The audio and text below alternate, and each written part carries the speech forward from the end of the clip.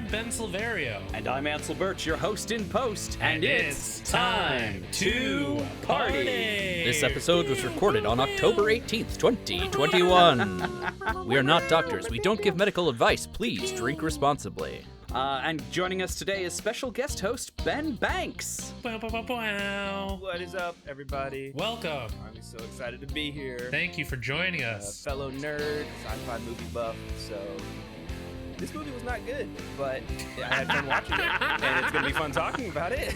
That's good to get out of the way right at the top. You know, this movie's not good. Disclaimer, everybody. we needed double the Ben for this movie. Yeah. For Ben 10. Yes. Mm-hmm. In October, Ben 10. It's our month. Yeah. He had 10 Bens, and we only have 2, but I think we could take him.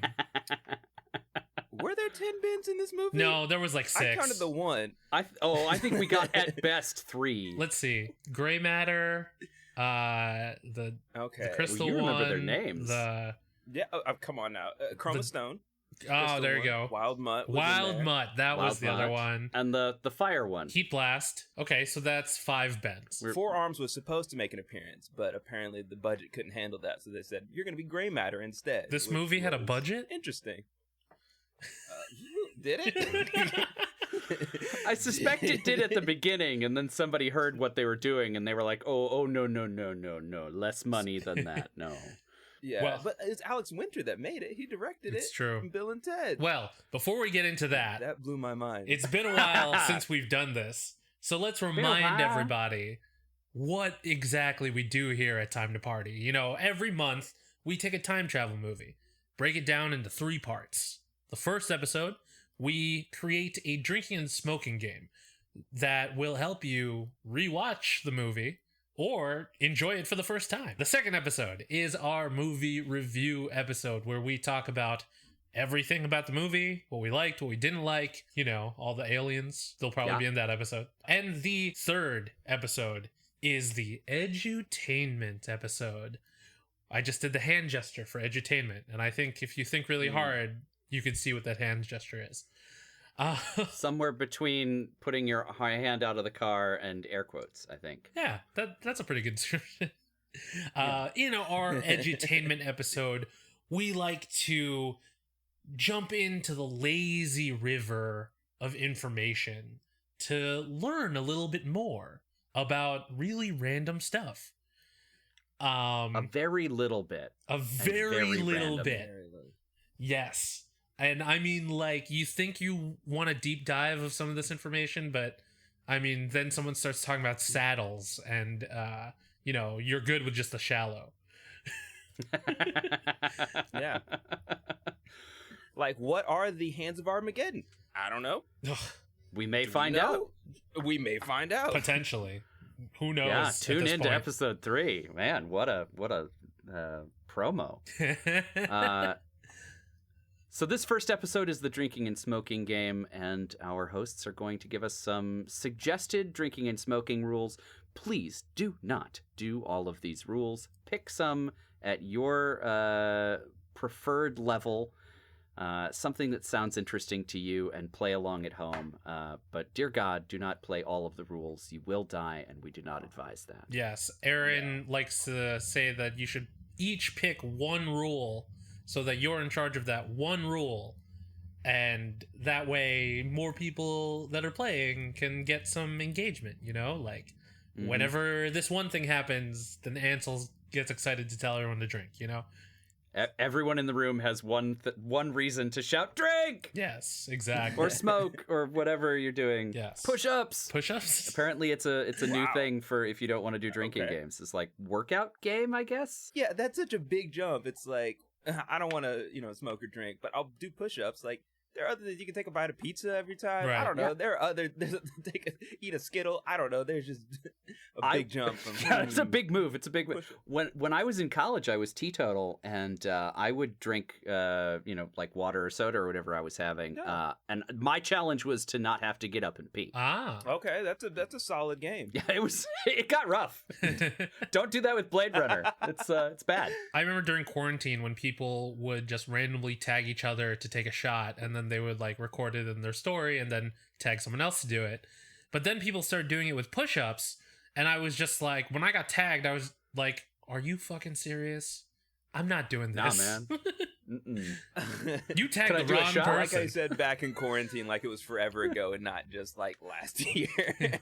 I mean, Oh, back in quarantine. it's kind of still now. True. There's still True. a global pandemic going on, people. Get vaccinated, Yeah. wear your masks. Don't be a dick. Please. Please don't be a dick. safe. So, I mean, before we really get into our drinking and smoking rules, Ben Banks, What's up? I'd like to know a little bit more about you.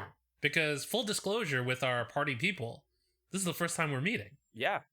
Live and not on camera, but through Discord for your pleasure. Taped and several yeah. months after the fact. Yes, of course. I'm a photographer locally here in my hometown of Chattanooga, Tennessee. And I work with a bunch of different organizations, nonprofits, and I do photography for them and special events. And I enjoy that. I got my degree in filmmaking and promptly never used it. I don't even think I've ever written like a full script ever. I got a nice camera, and the first thing I did was take pictures with it instead of actually film anything. But I've always loved movies. I'm a big movie buff, sci-fi, and as you can well, you can't see, but I've got 2 posters of the Avengers and Daredevil behind me. I was So just I'm going to ask a you, certified nerd. is that an Assad Ribic Avengers? I think so. Yeah, from the Time Runs Out storyline, right? Yeah, I was at Universal and it looked cool and I bought it. Oh, So, nice. I'm glad you out-nerded me there in identifying exactly what it is. I should have sent in my resume, my nerd resume. Ben Banks tried to into claim this. to be Ben Prime before we started recording this, Hey, and I think I've just You asserted. didn't claim it, so I thought I would just snatch it. But with that nerd pull, you've taken it from me. Is this going to be the thing today? Is just like pulling the nerd brain back and forth? Yeah, who's got it back and forth? Tug of War featuring Ben and Ben. Yes. Who will win? Ben is the answer. 2 Bens, 2 Furious. I don't know. Try something there. Put that on the t-shirt. Oh yeah, we've got merch. Oh, there's so much merch What to be if made you from wanna that. Make one. Oh. Well, all right. So, how did you get through this movie? Oh man, Yeah. I did have some drinks, so that helped. Oh? Well, I had some drinks the second time because I watched this movie twice. Oh, okay. I could only do it once. So yeah, so my first drinking rule is take a drink each time someone uses an energy blast. Just sort of a non-specific energy blast? Right, because it could be what was his name? Heat Blast, right? Yeah, Heat Blast. Yeah. So you see Heat Blast throwing some energy blasts around. You see Eon throwing some around, right? Like there's a lot of energy throwing around. And I think Yeah. you deserve a drink every time that happens. Absolutely. That's a sipping rule for sure. Right. That is a sipping rule. So there was one I wanted to do Okay. as soon as I heard it, but it happens so infrequently, but when it does happen, it happens so much. The weapons that they use literally go pew pew pew pew, like that's what they sound like. So I thought that was gonna come in a lot more. So I was like, all right, when the guns make the pew pew noises, you take a sip. But it happens like twice in the movie, and I was like, dang. But that killed me. That they have these plastic silver looking guns, Oh my and God. they literally like. Sounds like a shot rule to Like- me. Yeah. Oh, that's good. Yeah. So They do go pew pew though. it's so funny. I have a smoking rule. Ooh. Take a hit for every new alien that you encounter. So every time Ben changes into a different alien, the first time you meet Eon, like it happens a number of times, but not so much that you'll get super stoned right away. And they're spaced Yeah. out. Right, exactly. They are spaced out. One rule that I had, a smoking rule, is every head nod take a hit, because there are a ton of them in this movie. So 'Cause many. anytime one of the main characters acknowledge one another, it's just with a quiet head nod. Oh my God. And it's so funny. There's no dialogue sometimes. They just like look across the scene and they're just like, and you're like, say something. Like, what are you doing? Or just like, we know that you're there. Like, why are you head nodding and to acknowledge one another? It's so wild. Like all the plumbers, that's Yep. kind of their whole thing. They just like see Ben and they're like, and you're just like, okay, what? What is this doing? that goes We with couldn't one think of of my anything to write here, so yeah. That goes with one of my drinking rules because the plumbers are the ones that do it the most. So you should take a drink every time someone says plumber. So it's like you're going to be smoking and drinking at the same time because I feel like they happen almost simultaneously. I typically like to use a shot rule to acknowledge respect. This happens a lot. J.K. Simmons was a notable one that we've done in the past. I would like for everyone to take a shot for Bob Picardo, the doctor. And that stupid hairdo they made him use. Oh my god. Poor Robert Picardo. Oh, you're the principal that everyone thinks is weird. I mean, I didn't mean it like that. But yeah, Bob Picardo pops up in a lot of stuff, and he deserves to. Because he's a lot of fun. Going on Principal White there, you could take a shot every time he forgets which key he's supposed to be using. Because that gag is used a lot. He has like these giant ass key rings, and he needs to get open like the door. He needs to find which is his car key. He needs to open up the chest of silver pew pew weapons. It's so funny though, because he's just like, all right, just a big old thing of keys. Is it this one? No, is it this one? But it's perfect. It's like 3 times the perfect comedy rule of 3. Right. You have to do it 3 times. Ansel, it was Voyager, right? Where Bob Picardo's the doctor. That episode where he finally is able to roam around the ship, right? And like outside and stuff. Oh, yeah. Yeah, when he gets the mobile emitter. Yeah. I felt so happy for him when I finally got to that episode. I want to feel more happiness for Bob Picardo. We need to find another time travel movie in which Robert Picardo is used properly. Absolutely. Just so we could put it on the show. This one is one of those rules where if you choose it, you should probably only play this one. Take a drink every time someone says hero. They do it a lot. They do say hero a lot. It's like they forgot what a thesaurus was. I mean, well, we definitely know that Aeon had a thesaurus because that man was spewing some big old words and not really saying anything. But man, he could soliloquy with the best of them. And I don't know what that accent is. The older actor and the younger actor definitely made a choice, and we're doing something. But I appreciate they were consistent with each other. Hey, that's what matters. That's a future accent.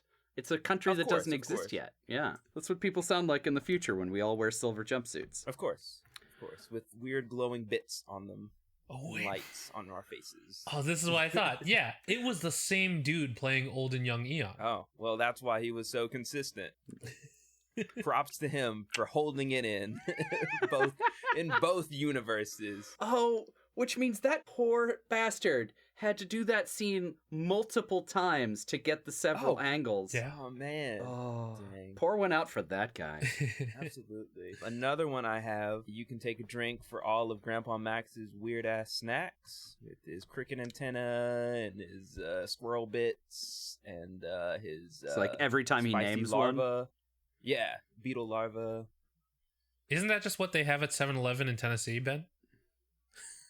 Yeah, I was familiar with most of them. Oh, good. Every time he named, I was eating my own packet of cricket antenna. I was like, hey, this guy knows what's up.